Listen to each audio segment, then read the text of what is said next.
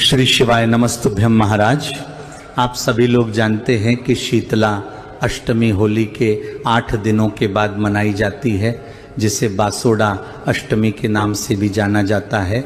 महाराज, इस दिन शीतला माता की पूजा होती है और ऐसा करने से घर में सुख और शांति आती है और रोग और कष्ट भी दूर होता है। महाराज, शीतला माता आरोग्य की देवी है, यानी कि आपके शरीर में जो भी कष्ट है वह दूर करती हैं। कई सारे लोग शीतलाष्टमी का व्रत भी रखते हैं और इसके नियमों का भी पालन करते हैं। आइए महाराज, अब हम जानते हैं कि शीतलाष्टमी कब है, इसका व्रत कब रखा जाएगा। महाराज, शीतला अष्टमी के पहले पड़ने वाली सप्तमी तिथि का भी बहुत बड़ा महत्व होता है।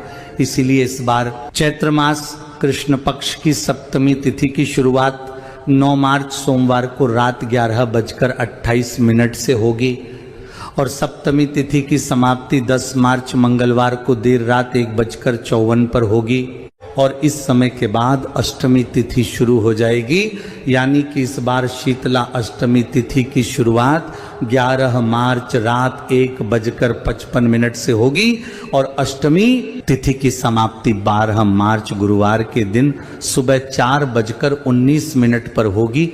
ऐसे में 11 मार्च को पूरे दिन अष्टमी तिथि होगी।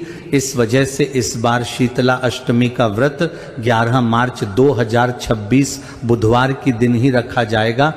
इसी दिन शीतल माता की पूजा करके उनको भोग लगाया जाएगा।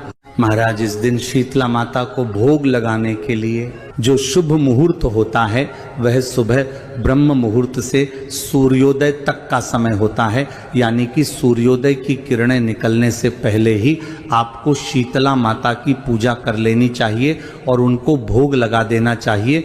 महाराज, 11 मार्च को सुबह 5:06 से लेकर सुबह 5:54 तक ब्रह्म मुहूर्त रहेगा और इसके बाद सूर्योदय का समय सुबह 6:43 का होगा। इस समय तक आप अपनी पूजा अर्चना पूरी कर ले। महाराज, अष्टमी तिथि को जो शीतला माता को भोग लगाया जाता है वो सप्तमी तिथि को शुद्ध और सात्विक तरीके से आपको तैयार करना चाहिए और इस भोग को आप सप्तमी तिथि की रात तक भी बना सकते हैं। इसके बाद जब तक अष्टमी तिथि को शीतला माता को भोग नहीं लगाया जाता, उनकी पूजन नहीं की जाती, तब तक कुछ खाया पिया नहीं जाता है। वैसे कुछ लोग शीतला माता की पूजा दोपहर 12 बजे तक भी करते हैं।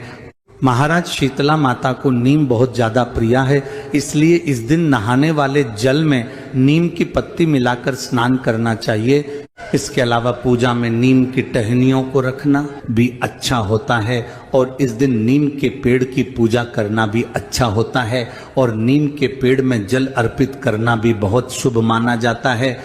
महाराज, शीतला माता की पूजा करने से पहले अपने पूरे घर की साफ सफाई जरूर करने, क्योंकि माता को पवित्रता बहुत ज़्यादा प्रिय है। इस दिन आप चाहे तो अपने घर के दरवाजे पर नीम की पत्ती से बना हुआ तोरण भी लगा सकते हैं। इस दिन शीतला माता की पूजा में ठंडा और शीतल जल ही उपयोग करना चाहिए। शीतला माता की पूजा हो जाने के बाद आपको पूजा स्थल से जल को उठाकर इसे घर की हर कोने में भी छिड़कना चाहिए।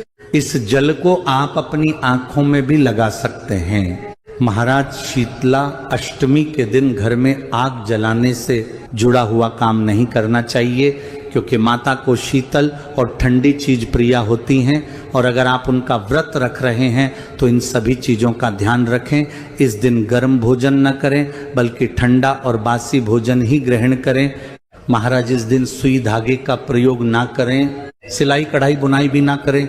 इस दिन जो माताएं बहनें व्रत रखती हैं उनको सर से स्नान नहीं करना चाहिए और शरीर पर तेल भी नहीं लगना चाहिए। बाकी आपके यहाँ जैसी मानता हो आप वैसा पालन कर सकते हैं।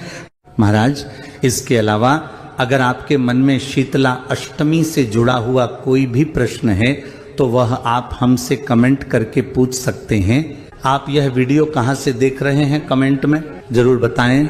श्री शिवाय नमस्तुभ्यम। महाराज।